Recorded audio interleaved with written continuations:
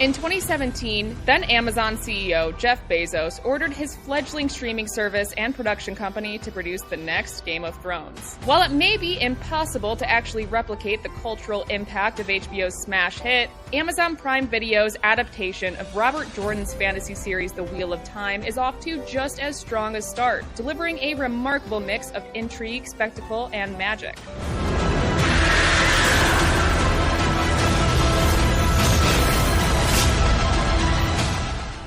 This is a series that could only really be adapted by a studio with the ambitions and budget of Amazon, which is reportedly spending $10 million per episode to build and destroy elaborate sets and fuse CGI with practical effects to make its magic and monsters come to life. Every aspect of the production is lushly realized. But showrunner Rafe Judkins and his team are delivering more than just peak TV spectacle, showing a deep understanding of the source material without being afraid to change things to better suit the medium.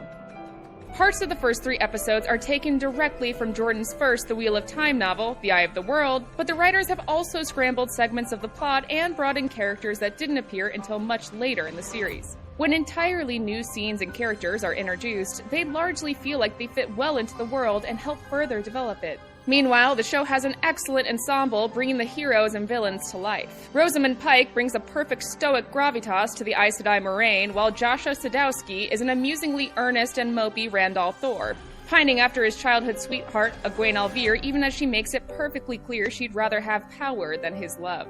Even relatively minor characters shine. Alexander Willem's Tom Marilyn feels like an older and wiser version of The Witcher's Jaskier as he soberly sings a ballad about the dragon in a voice reminiscent of Chris Cornell or Eddie Vedder. It's no small task to introduce so many characters and explain all the factions, history, and magical rules of the setting in a way that won't lose newcomers or bore fans of the books. The Wheel of Time manages to thread the needle by showing a group or power in action, allowing us to enjoy a bit of wonder or mystery, and then using the relatively sheltered citizens of the 2 rivers as audience stand-ins who can be told what's really going on. That results in purposely jarring shifts in action and tone as a beautiful celebration turns into a bloody battle or an intimate moment becomes something far more threatening. This action-first, explanations-later approach works incredibly well as a way to maintain the momentum without a need to try to keep us entertained with Game of Thrones' notorious sexposition.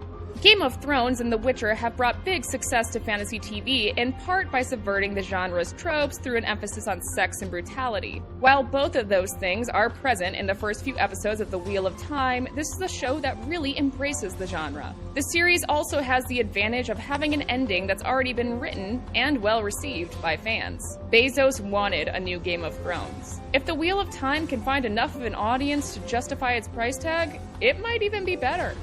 Has been born again. The Wheel of Time is gorgeous, well-acted, and strongly written. A show that understands the characters and plot of Robert Jordan's books without being slavishly loyal to the source material. The first 3 episodes use a mix of gripping action and personal dramas to bring the pages to life while also providing an accessible introduction to series newcomers. The groundwork showrunner Rafe Judkins is laying shows he has a plan for the future. Hopefully, he will be given the time and money to see it through.